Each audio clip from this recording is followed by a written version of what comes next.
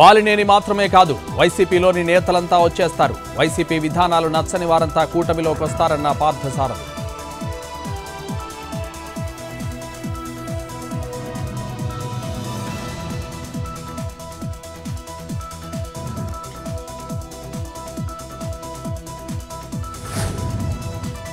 AP హైకోర్టులో YCP MP YV Subba Reddy petition. TTD vigilance ఇచ్చిన నోటీసులను సవాల్ చేసిన సుబ్బారెడ్డి టీటీడీ విజిలెన్స్ నివేదిక నిలుపుదల చేయాలని అభ్యర్థన.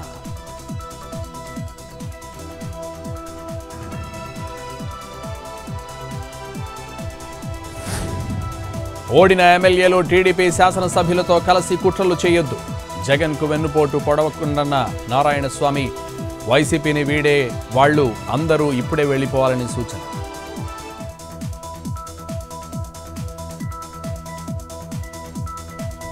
Telangana young India skill varsity బోర్డుతో సీఎం రేవంత్ భేటీ. సమావేశంలో పాల్గొన్న మంత్రి శ్రీధర్ బాబు.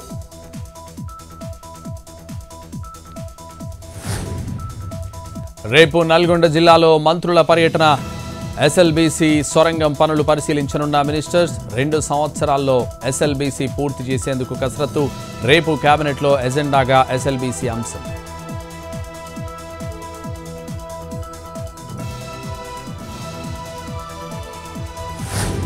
హైడ్రా ఏర్పాటుపై కేబినెట్ మంత్రితో చర్చించిన దాఖలాలు లేవు. హైడ్రాకు చట్టబద్ధత లేదన్న ఎంపీ ఈటల రాజేందర్.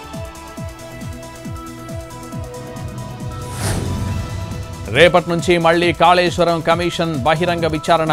కాళేశ్వరం కమిషన్ ముందుకు 7 చీఫ్ ఇంజనీర్లు విచారణకు హాజరు కానున్న రీసెర్చ్ ఇంజనీర్లు, అడ్మినిస్ట్రేటివ్ అధికారులు.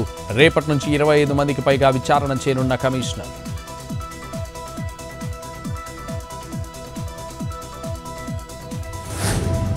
గాంధీ భవన్ మెట్రో స్టేషన్ దగ్గర ఉద్రిక్తత.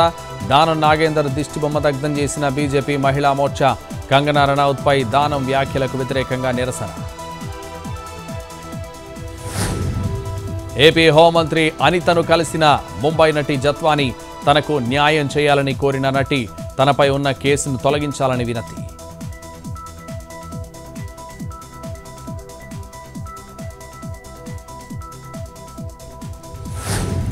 ఖమ్మం జిల్లా కల్లూరు ఎన్ఎస్పీ కార్యాలయం వద్ద రైతుల ఆందోళన. సాగర్ జలాలు విడుదల చేసి పంటలను కాపాడాలని డిమాండ్.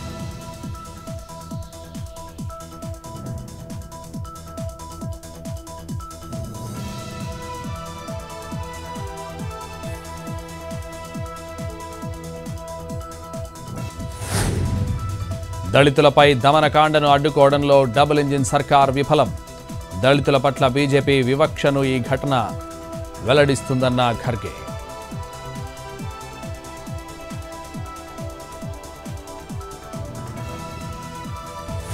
బీజేపీ ఎన్డీఏ మిత్రపక్షాలు సమాజాన్ని అణచివేస్తున్నాయి.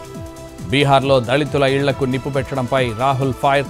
బహుజనులకు జరిగిన అన్యాయం భయానక చిత్రమని ఆవేదన.